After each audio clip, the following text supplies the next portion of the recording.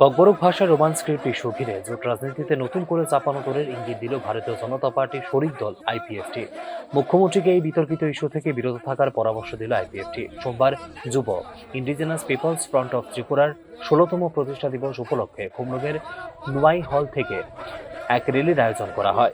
যুব IPFT central executive কমিটির উদ্যোগে আয়োজিত এই মিছিল শহরের বিভিন্ন পথ পরিক্রমা করে পুনরায় শেষ হয় হলের সামনে এসে। কর্মসূচি থেকে ফের একবার আলাদা রাজ্যের দাবিও জোরালোভাবে উত্থাপন করেন দলীয় নেতৃত্ব। তবে রোমান স্ক্রিপ্ট ইস্যু নিয়ে মুখ্যমন্ত্রীর উদ্দেশ্যে বিরত থাকার পরামর্শ কার্যত রাজনৈতিক বার্তা বলেই মনে করছে বিশ্লেষক মহল।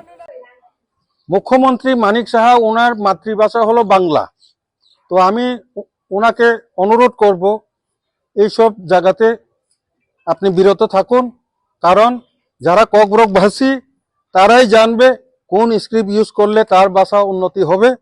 তো যে যে ভাষা বলে তাকে সিদ্ধান্ত নিতে দিন। এইসব সব জায়গাতে ডিস্টার্ব যদি করে তো আপনারই সমস্যা হবে, কারণ এই রোমান স্ক্রিপ্টের যে সমস্যাতেই বামপন্থী বিদায় নিতে হয়েছিল।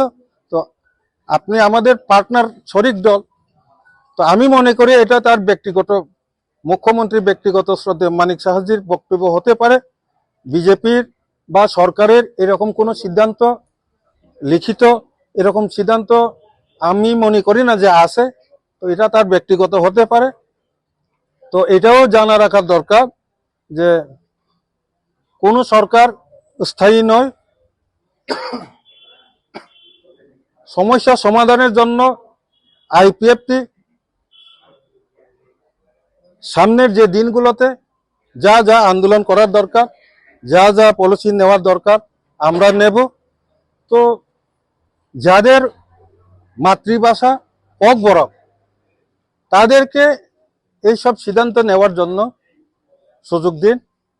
অন্যের মাতৃভাষার উপর হাত দেওয়া বা দাদাগিরি করা এটা উচিত না আমি মনে করি। আসন্ন ত্রিপুরা উপজাতি স্বশাসিত জেলা পরিষদের নির্বাচনে এডিসির মোট 30টি আসনকে 10টি করে সমানভাবে বিভক্ত করার নির্দেশনা দিল আইপিএফটি। এটা যার যার রণনীতি, যার যার দলের, এটা যার যার হয়তো তাদের স্ট্র্যাটেজি হতে পারে। আইপিএফটি এখনো এ ব্যাপারে বলবো না। আইপিএফটির একটা প্রাথমিক, আমি এর আগে আমাদের প্রেস মিটেও বলেছি, এখন যেহেতু 3টা দলের জোট, আইপিএফটি প্রাথমিকভাবে চাইবে 3 দলের মধ্যে এডিসিতে জোট থাকুক। যেহেতু 30টা সিট আছে, 28টা নির্বাচিত, 2টা মনোনীত, এভাবে 30টার মধ্যে 3 দলের ভাগ হয়ে, সাপোজ এক্সাম্পল স্বরূপ 10টা করে এইরকম করে একটা হোক। আমরা প্রথম পদক্ষেপ হিসাবে আমরা এটা চাইব। এর মধ্যে তারা জোট হবে না, বিজেপি আমাদের সঙ্গে থাকবে না, তাদের ব্যাপার।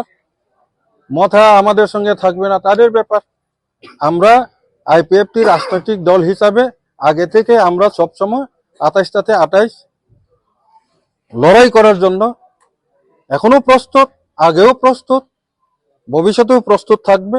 তো এখন জোটের প্রশ্ন যদি আসে, যদি জোট হয় তো জোট হবে। তো কোনো প্রস্তাব এসেছে কি? এখনো যত ইলেকশন কোনো শুরুই হয়নি, কোনো ঘোষণা হয়নি, এরকম কোনো আলোচনা হয়নি। তো সময় আসুক। এখন এইসব উপরে বিবৃতি দেওয়া আমি মনে করি যে এটা উচিত হবে না। উল্লেখ করা যেতে পারে, সর্বশেষ 2021 সালে ত্রিপুরা উপজাতি স্বশাসিত জেলা পরিষদের নির্বাচনে একটি আসনেও জয়লাভ করতে পারেনি বিজেপি শরিক দল আইপিএফটি। 2021 সালের সর্বশেষ ত্রিপুরা উপজাতি স্বশাসিত জেলা পরিষদের নির্বাচনে এডিসির মোট 28টি আসনের মধ্যে 17টি আসনে লড়াই করে সব মিলিয়ে মোট 10.62% ভোট অর্জন করতে পেরেছিল আইপিএফটি। এবার এডিসি নির্বাচনে আইপিএফটির 10টি আসন দাবি কতটুকু যুক্তিযুক্ত তা নিয়ে প্রশ্ন তুলেছেন রাজনৈতিক বিশ্লেষক মহল। Bureau report, news now.